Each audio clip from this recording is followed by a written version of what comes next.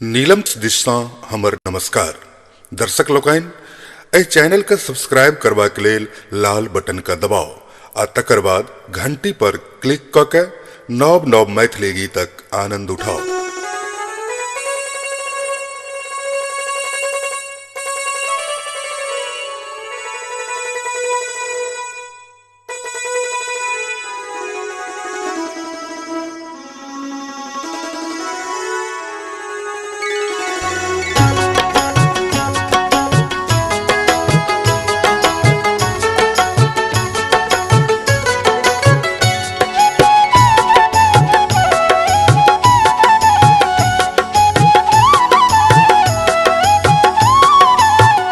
चलू प्रीतम मिथिला के धाम देखैले, चलू प्रीतम मिथिला के धाम देखैले, कवि विद्यापति जी के गाम देखैले, कवि विद्यापति जी के गाम देखैले।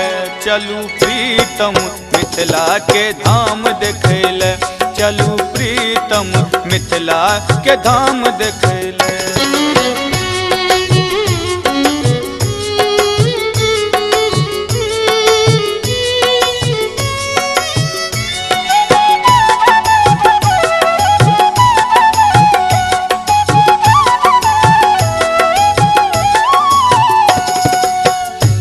चलू राजा जनक जी के अंगना, राम जत बनला सिया जी के सजना।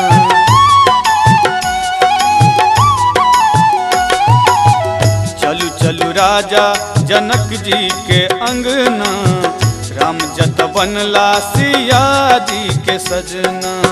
ओ चलू कोहबर में सिया संग राम देखैले, चलू कोहबर में सिया संग राम देखैले।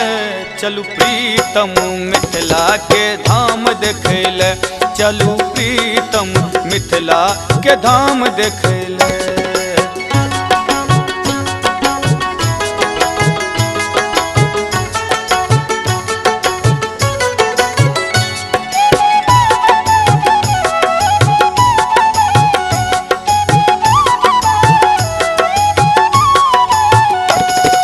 मधुरो समीठ छे मिथिला के भाषा, लोक स्वाभिमानी करत न ककरो आशा। ओ मधुर समीठ छे मिथिला के भाषा, लोक स्वाभिमानी करत न ककरो आशा।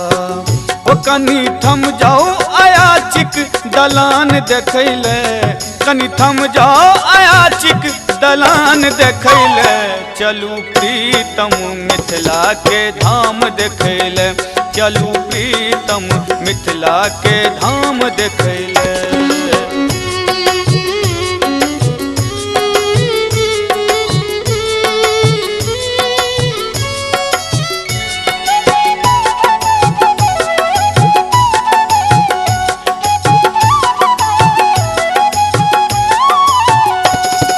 गौतम कनाद आ मंडन के गरिमा, भारती सुशीरा मिथिलांचल के गहना।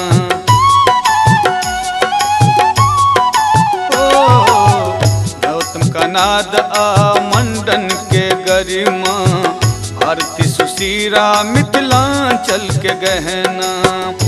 चलू नागार्जुन सन विद्वान देखैले, चलू नागार्जुन सन विद्वान देखैले।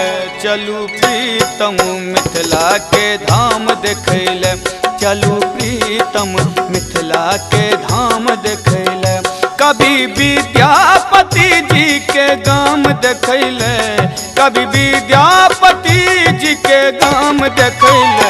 चलू प्रीतम मिथिला के धाम देखैले, चलू प्रीतम मिथिला के धाम देखैले, चलू प्रीतम मिथिला के